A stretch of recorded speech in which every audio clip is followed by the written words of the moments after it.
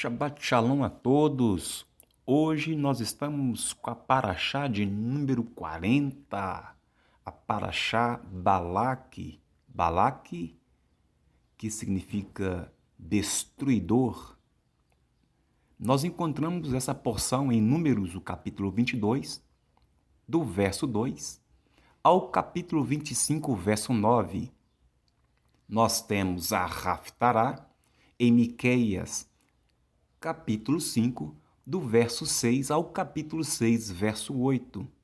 E nós temos a Brit Hadashá, segunda carta do apóstolo Pedro, capítulo 2, do verso 1 ao verso 22. Números 22, verso 2 diz assim: E Balaque, filho de Zippor, viu tudo o que Israel tinha feito aos amorreus. Números 24, 5 diz assim: Quão lindas são as tuas tendas, Jacó, suas habitações, Israel.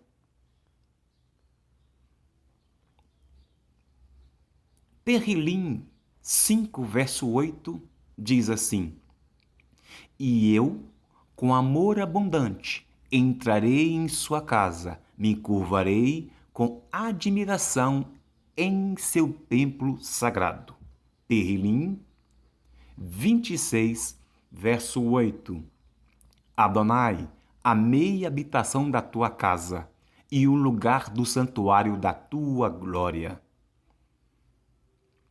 Terrilim 95, 6. E eu me prostrarei e me curvarei e abençoarei diante de Adonai, meu Criador. Terrilim 69, 14. E eu sou meu tefilá para você, Adonai. Na oração da sua boa vontade, Deus, com sua abundante misericórdia, pela verdade da sua salvação, ouça-me.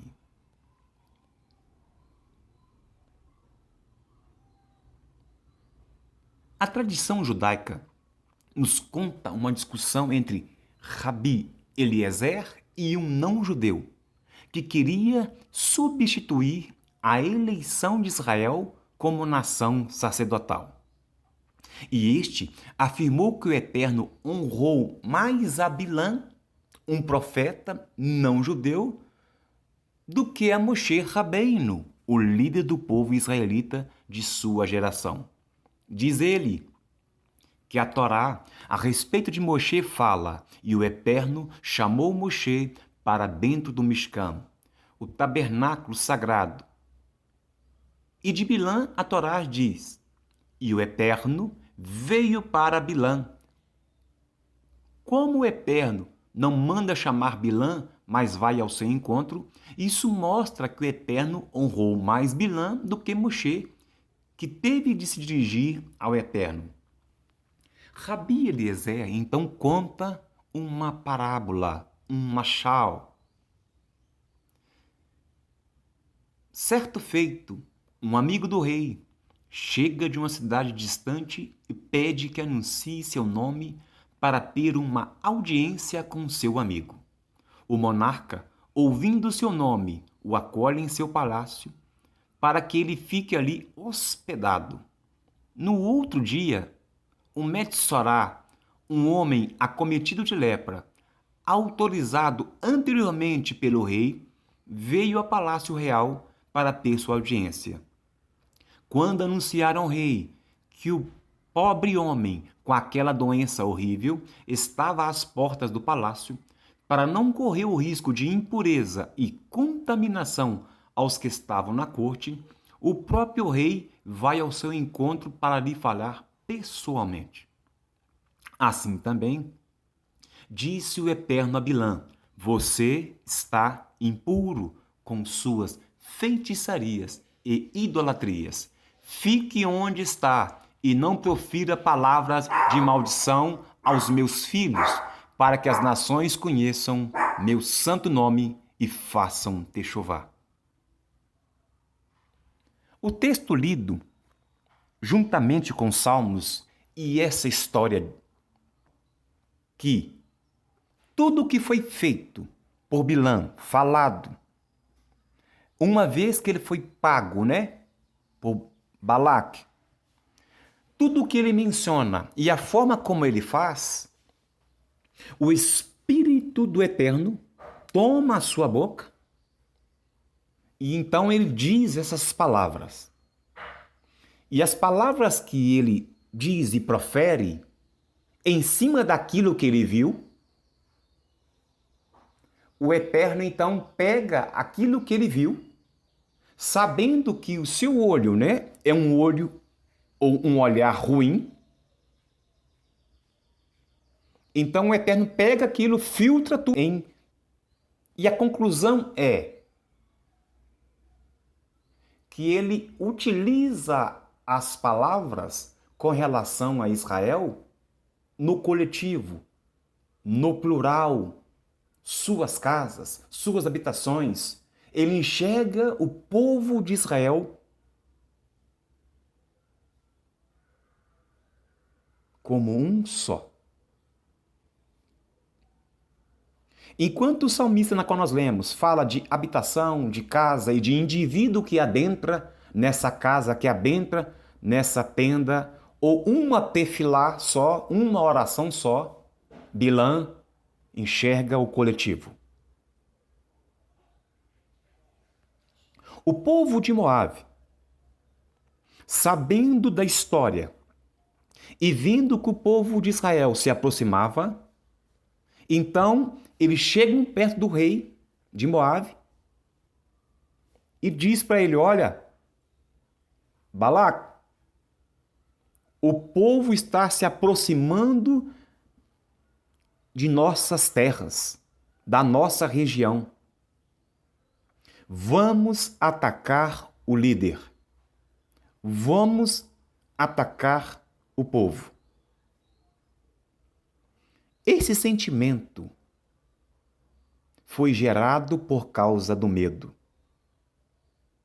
Um medo coletivo e também o medo do líder, o medo do rei.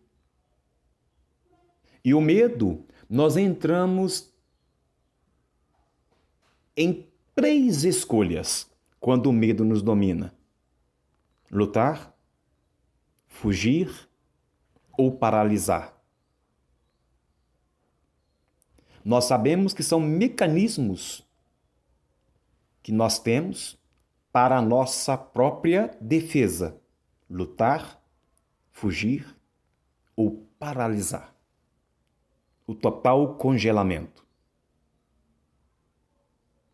Dependendo daquilo na qual nós nos deparamos, ou lutamos contra aquilo, e aí há toda uma química envolvida dentro do nosso corpo, os músculos mais enrijecidos para que haja uma explosão com a força ali elevada, então a sua força muscular é elevada.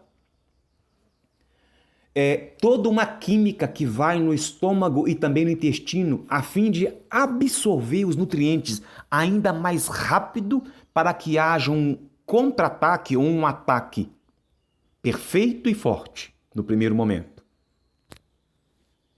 Ou a produção também de forças, vamos dizer assim, químicas dentro do nosso corpo para que você corra, fuja o mais depressa possível por causa da sua vida. E a terceira situação, e natural, que é o desmaio ou a paralisação.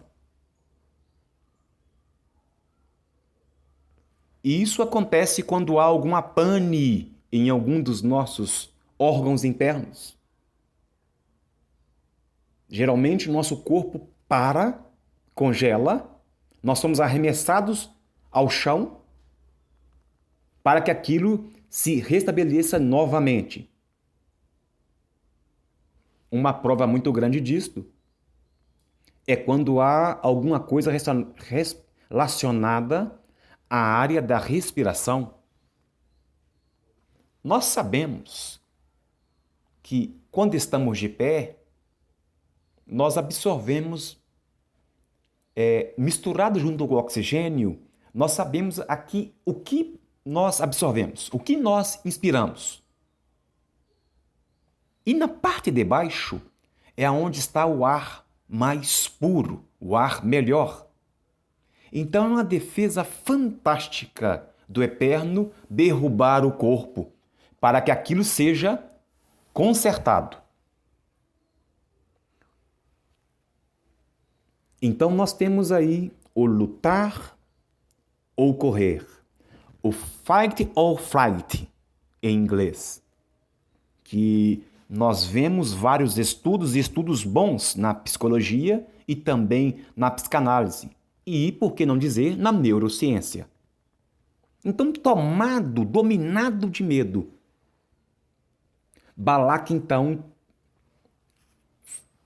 começa a ter uma ação. E atacar o líder foi algo que o povo quis a princípio. Quando a palavra sai da boca de Bilã, o objetivo principal era atacar o líder, porque atacando o líder, nós sabemos que quando você ataca o líder, e isso é usado, tática militar, você desestrutura toda uma nação. Atacando o líder, a família é desestruturada. A rua é desestruturada, o bairro é desestruturado. O mesmo ocorre com a cidade, com o Estado e com a nação. Mas o líder na qual eles estavam ou tentaram atacar, Moshe Rabbeinu, ligado no Eterno, conectado no Eterno, ele não falhou, ele não errou. Imaginemos um líder de uma congregação, de uma comunidade, sendo atacado e ele sendo destruído, derrubado. Ocorre a desestrutura de todas as outras partes. Ataca-se o pastor, elimina-se o pastor e as ovelhas saem correndo desordenadas. E neste momento são presas fáceis para a aniquilação, para a destruição completa. Mesmo se Moshe falhasse, caísse, essa ideia de atacar o líder não iria funcionar porque Yehoshua já estava lá de prontidão.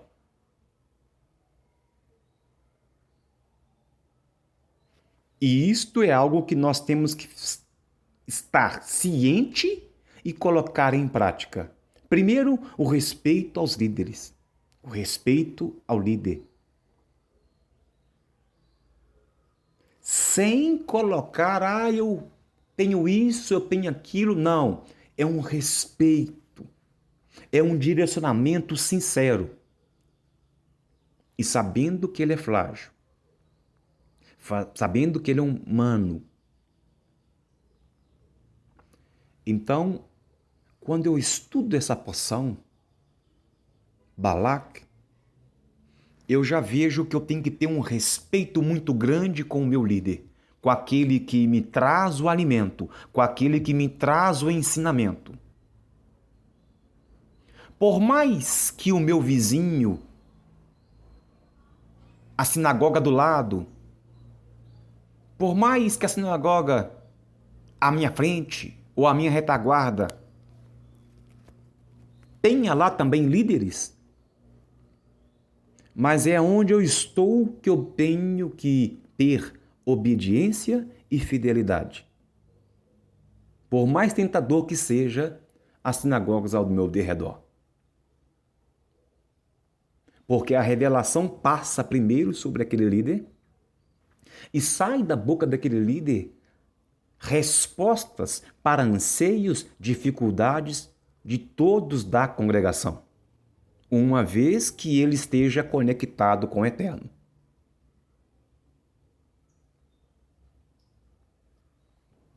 É deste líder é que vem o alimento saudável, o alimento da Torá, o alimento da alma, o alimento que é vital para a sua alma, necessário, diário, semanal, necessário.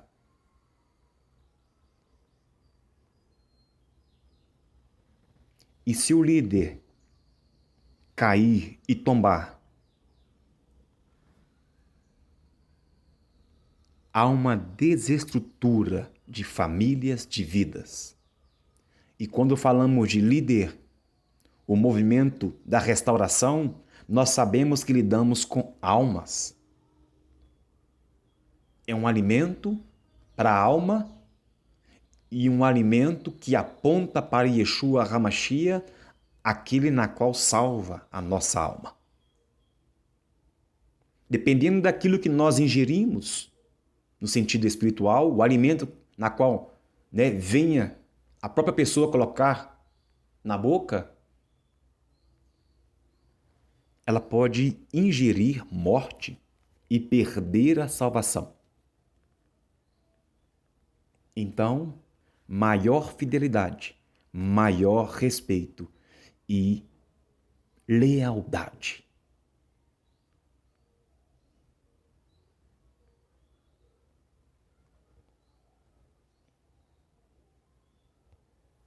Nessa semana, nós lidamos com a Hansa,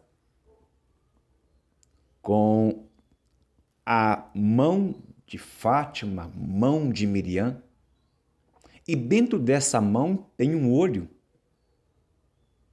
E nós discorremos ali, de uma forma muito breve, nós falamos deste olhar, na qual nós conhecemos aqui em Minas Gerais como mal olhado, um olhar ruim. E com relação ao mal olhado, foram criados nos 4 cantos da terra elementos, símbolos, para que fosse evitado de alguém olhar para você, para os seus pertences, para as suas plantas, e aquilo não morresse, ficasse doente ou se perdesse. O olhar de Balac, como nós mencionamos,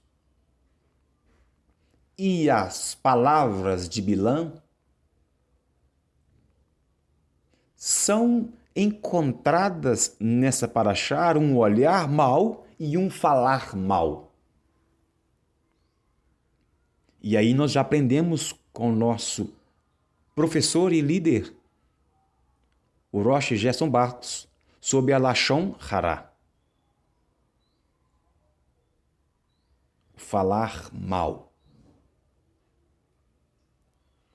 E com relação à Hansa, com relação ao mal olhado, nós sabemos que o olhar mal é como se fosse um fogo. E eu já presenciei plantas em poucas horas ficando com as folhas e o caule amarelado e se encurvarem totalmente ressequidas. Eu já vi, não foi ninguém que me contou.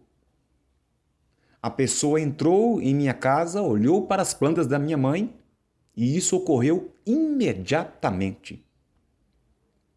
Uma outra situação que eu já presenciei foi um olhar mau e umas palavras também que saíram da boca da pessoa.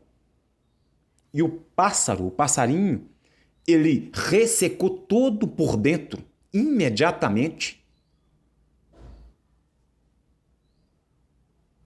ele não ficou 24 horas depois que a visita esteve naquele ambiente. Parecia que tinha empalhado o pássaro na forma na qual ele ficou. Ambos assuntos, a planta e também o pássaro, foi algo sobrenatural.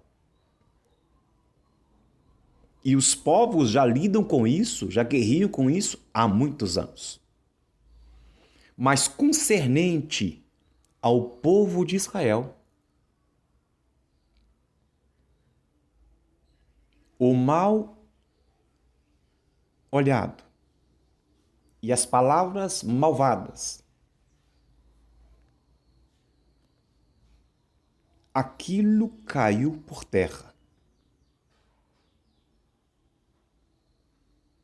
Nós temos um comentário no Zohar Balak, de número 39.390. No entanto, o olho do perverso Bilã era mau em todos os sentidos. O que ele olhou foi destruído como por uma chama, já que não existe no mundo tal mal olhado como o olho daquele pervertido. Reticências.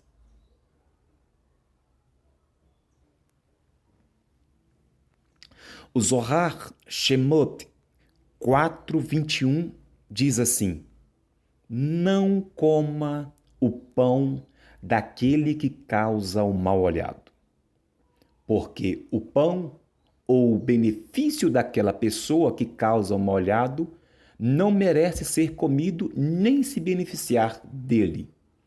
Quando Israel desceu ao Egito, se não tivesse provado o pão do Egito, não teria sido abandonado ao exílio no Egito e os egípcios não teriam podido prejudicá-los. Zohar Shemot 4:21.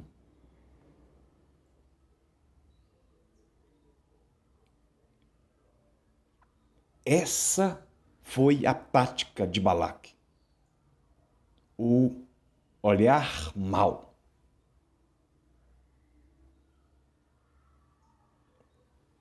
Ele teve medo de ter visto que o povo era numeroso e estava se aproximando, então ele reage contratando alguém, o Bilã, para amaldiçoar.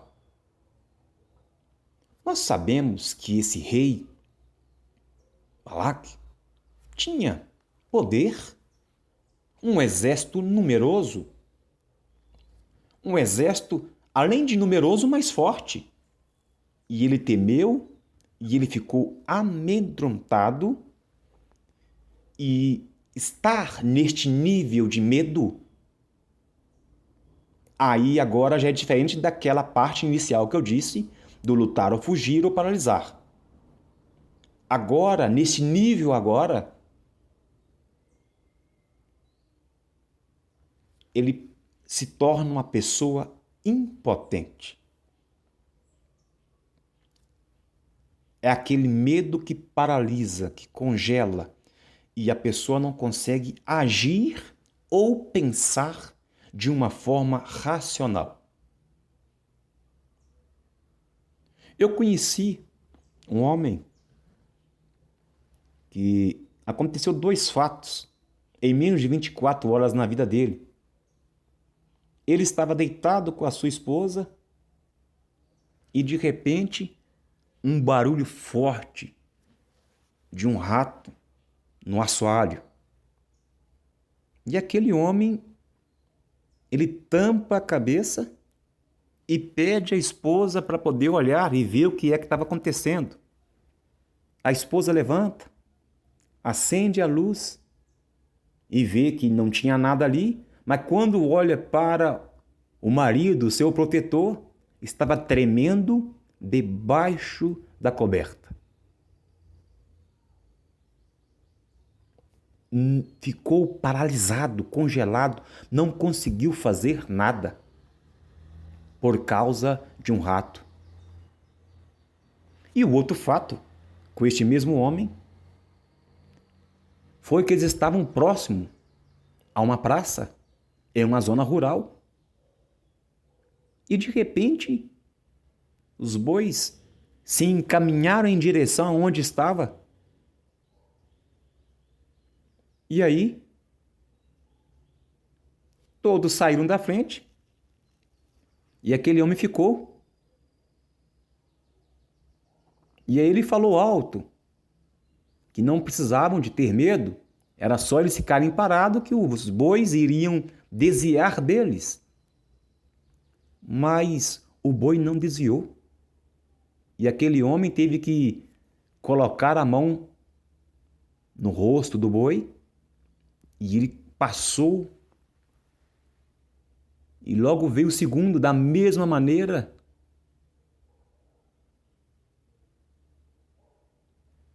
Quando ele tentou se movimentar, tinha uma criança segurando as suas pernas que ficou estática, paralisada. Ouviu o que foi dito, é só ficar quieto, mas paralisou. Não conseguiram ir nem para frente e nem para trás. O porquê dessas histórias? O medo, ele é necessário, é algo que nós temos, é humano, e o medo nos mantém vivo. Mas houve uma desestrutura com esse homem na área da psique, que ele tremeu, que ele trancou frente a um rato.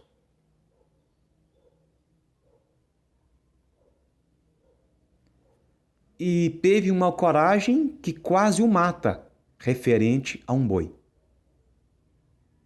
Tem que haver equilíbrio. Há a hora de lutar, quis enfrentar. A hora de fugir, quis lutar. E a hora que era para movimentar, paralisou-se. Então Bilã tornou-se de poderoso a impotente. E há muitas pessoas dentro da restauração desta forma, com muito conhecimento, mas impotentes concernente à prática. Travam na hora de agir, paralisam na hora de movimentar. A hora que não é para lutar, ela quer lutar.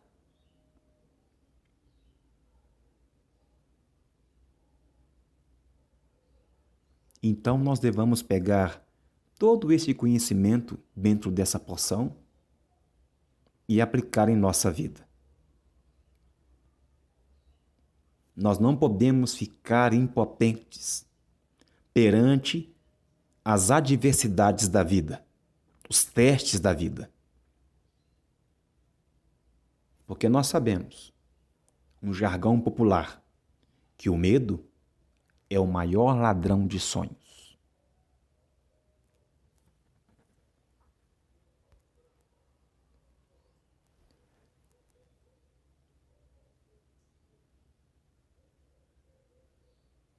Então nós vemos Balaque também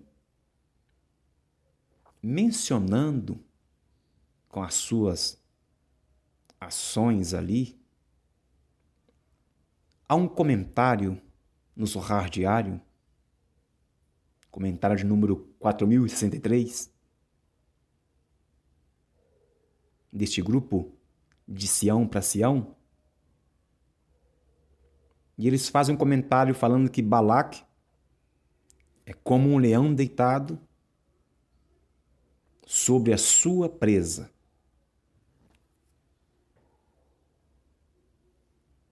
Imaginemos esse tipo de poder, esse tipo de força. Mas o medo e o temor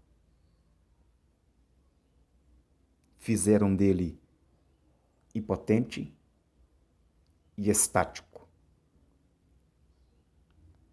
Vejamos o comentário.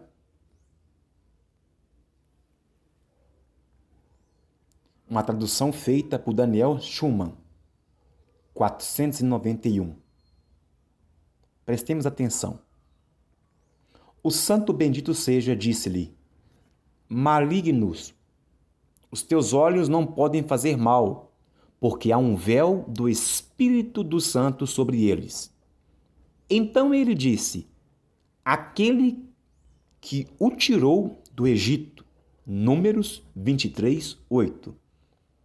O que significa que nenhum dos habitantes do mundo será capaz de prejudicá-los, porque uma força superior forte e poderosa se apega a eles. O que é? É aquele que o tirou do Egito. Não só isso, mas é para ele como uma fortaleza do búfalo selvagem. Ninguém poderia estender as mãos sobre ele por causa de sua altura. Por existir a tal altura, devorará as nações, os seus adversários, e ninguém poderá prejudicá-los. Comentário de número 492.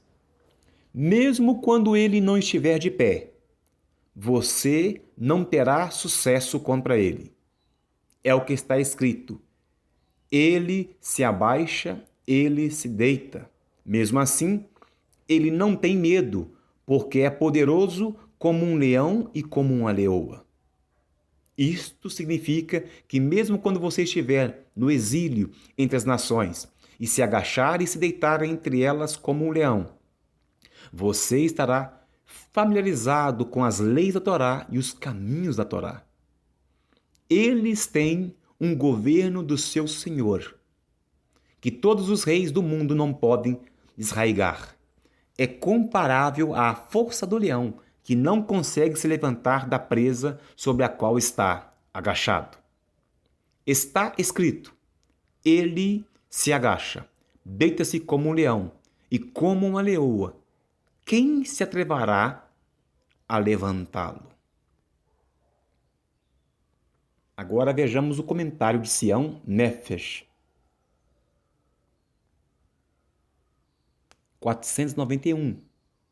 O santo, bendito seja ele, disse a Bilã: maligno, os teus olhos não podem fazer mal, porque há um véu do Espírito Santo sobre eles. Então Bilã disse: aquele que o tirou do Egito, e é para ele como a força do búfalo selvagem. Ele devorará as nações, seus adversários, e quebrará seus ossos e os perfurará com as suas flechas. As palavras de Bilã significam que ninguém no mundo poderia prejudicar os filhos de Israel, porque uma força suprema os apoiava. Além disso, em relação à força de Israel, acrescenta: para ele, Israel, como a força do búfalo selvagem. Portanto, ninguém ousaria pôr a mão em Israel, devido ao seu grande tamanho. E devido ao estatuto superior de Israel, não há nação que possa prejudicá-los. Israel devorará as nações, seus adversários, e quebrará seus ossos e os perfurará com suas flechas. Aí há uma explicação.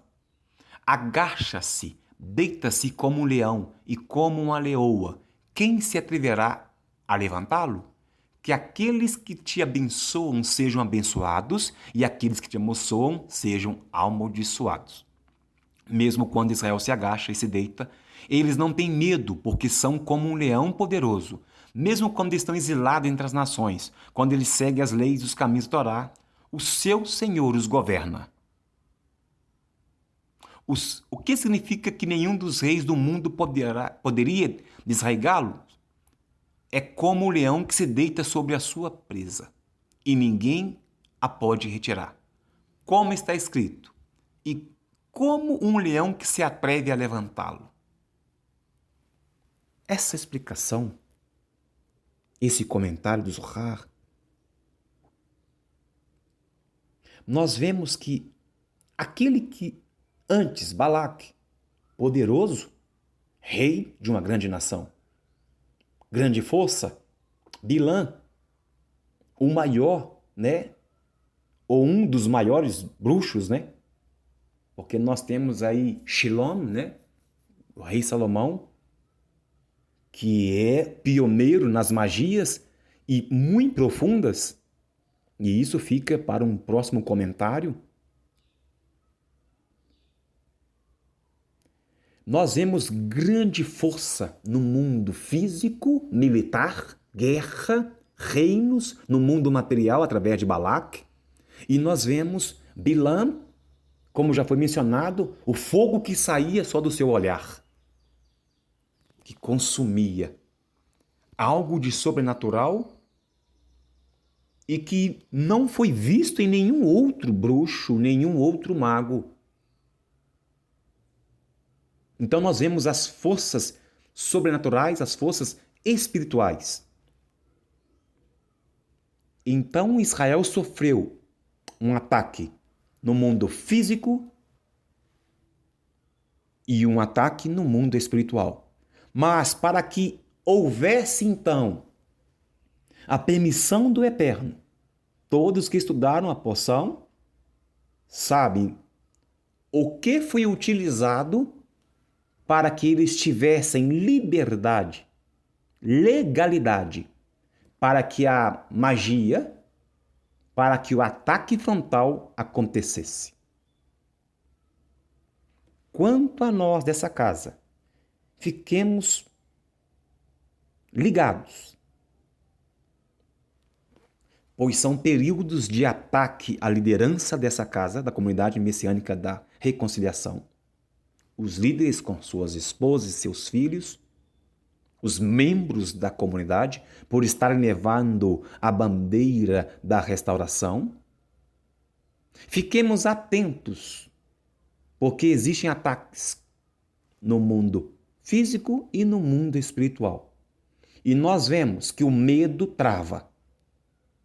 O medo faz a pessoa agir, pensar de forma confusa, podendo a levar ao óbito e à perda da salvação. Nós vemos que o mundo místico e sobrenatural, para ter legalidade, tem que haver quebra de mitzvot, desconexão com os mandamentos, resultam ou geram liberdade e legalidade para que as coisas sobrenaturais, maléficas, adentrem dentro da casa, da tenda. Casa e tenda agora relacionada ao templo do Espírito Santo, que são nós, que é o ser humano. Lavado e remido pelo sangue de Yeshua, o Mashiach. Para ter legalidade, para que o espírito impuro adentre dentro da tenda, tem que haver quebra de mandamentos. Às vezes, é chamado alguém, pastor, Rosh, padre, para rezar, orar, fazer preces para expulsar Shedim, para expulsar demônio. E aí há uma guerra, aquele Shedim vai embora, mas depois ele retorna novamente e é chamado de novo o rabino, o padre, o pastor. E fica aquele ciclo vicioso.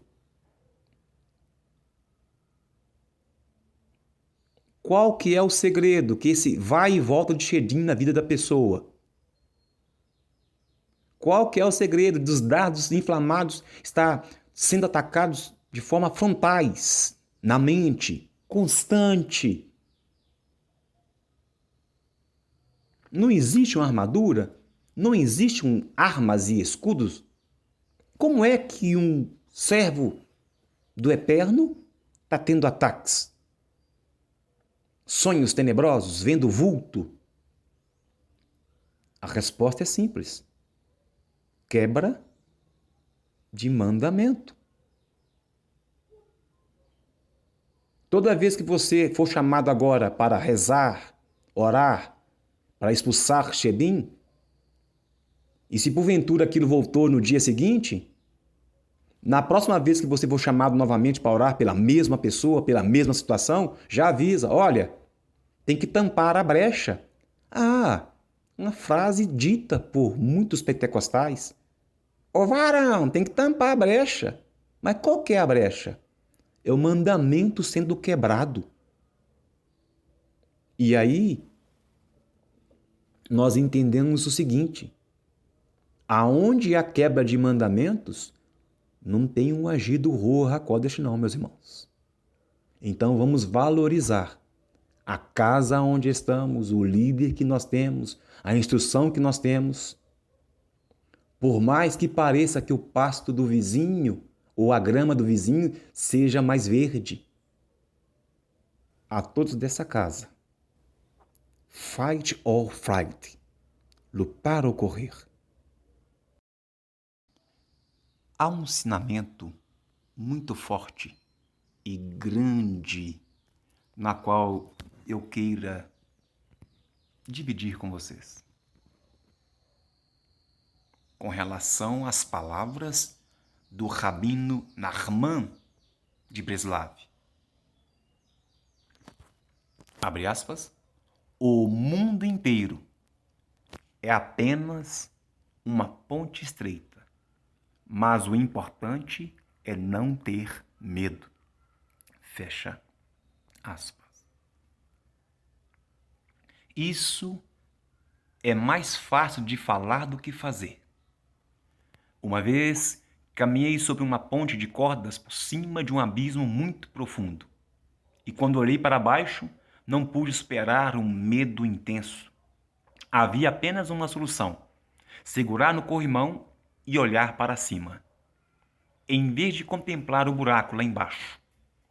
Racionalmente, eu sabia que a ponte era segura, milhares de pessoas a tinham atravessado, e algumas, na verdade, apreciaram a experiência. Porém, meu intelecto não controla minhas emoções.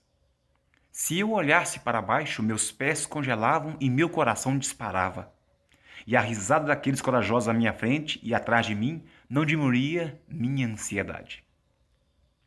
Esta pode ser uma maneira de aplicar o ensinamento do Rabbi Nachman. O mundo às vezes pode ser assustador.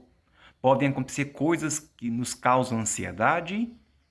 E se continuarmos a olhar para algo preocupante, a ansiedade aumenta cada vez mais. Mesmo quando as pessoas ao nosso redor parecem estar navegando em águas turbulentas, isso não nos serve de consolo. A solução: levante os olhos para o céu. Olhe para Deus em busca de ajuda. Não olhe para a aprovação, mas reforce sua fé e confiança em Deus. Quando olhei para o abismo, aos meus pés, tremi de medo. Mas quando olhei na direção do céu, minha ansiedade diminuiu bastante. O título é Uma Ponte Estreita, do grupo do site Shabbat. Este é um ensinamento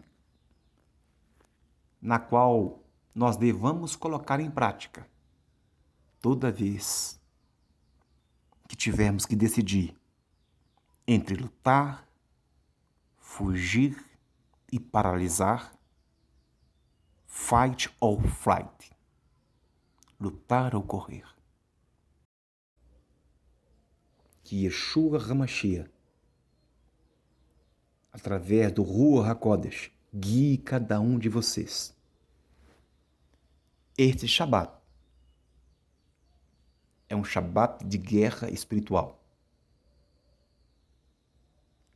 Receba as energias, as forças que estão contidas em cada aliote dessa semana,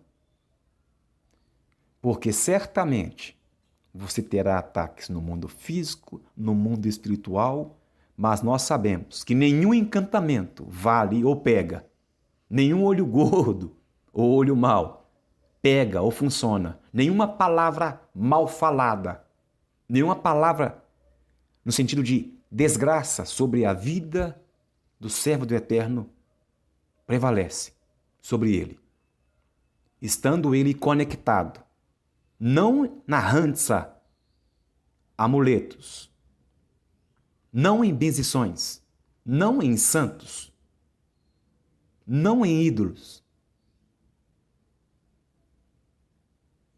mas aqueles que estão conectados em Hashem, através de Yeshua HaMashiach. Não adianta colocar o Perrilim 91, orações do Zorra, orações cabalísticas. Não adianta encher a sua casa de quadro, escrever Tikkun Olam, escrever palavras em hebraico. Não adianta pegar orações do Rev A, B ou C. Para que o encantamento não funcione e não entre na sua tenda, esteja você conectado com Yeshua, com a verdade, o caminho e a vida. O resto é mentira, é engodo de Ra-Satã. Fiquemos todos com a palavra do Eterno, que é a palavra de vida eterna. Shabbat Shalom a todos. Muito obrigado a todos que permaneceram até agora neste estudo. Que o Eterno venha abençoá-los, guardá-los, e que sejamos não somente ouvintes, mas praticantes da Torá de Yeshua, o nosso Mashiach.